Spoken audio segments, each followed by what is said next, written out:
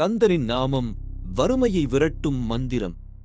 ஆதிகாலத்திலிருந்தே கந்தபுராணம் வெறும் ஒரு காவியம் அன்று.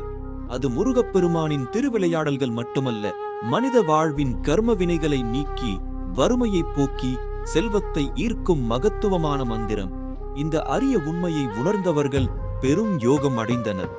குறிப்பாக கந்தர் அந்தாதியை கந்தபுராணத்தின் சாரம் என போற்றுவார்கள்.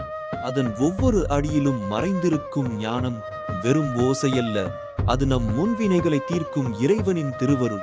இந்த ரகசியத்தை அறிந்து தனது கர்ம வினைகளை நீக்கி யோகம் பிறந்த ஒருவரின் வாழ்வே பெரும் வியப்பு. பல நூற்றாண்டுகளாக பக்தி சிரத்தையுடன் கந்த புராணம் மற்றும் கந்தர் அந்தாதியை பாராயணம் செய்தவர்களுக்கு வறுமை நீங்கி செல்வம் பெருகியதாக பல வரலாற்றுச் சான்றுகள் கூறுகின்றன. இது வெறும் நம்பிக்கை மட்டுமல்ல, கைமேல் பலன் தரும் உண்மை. எவ்வாறு இது நிகழ்கிறது என்பது இன்றும் பலருக்கும் ஒரு பெரும் கேள்வி.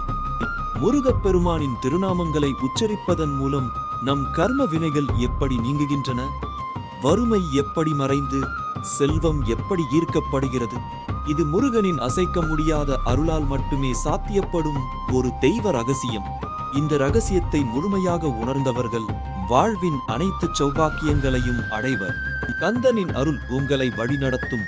அடுத்த கதைக்கு தயாராகுங்கள்.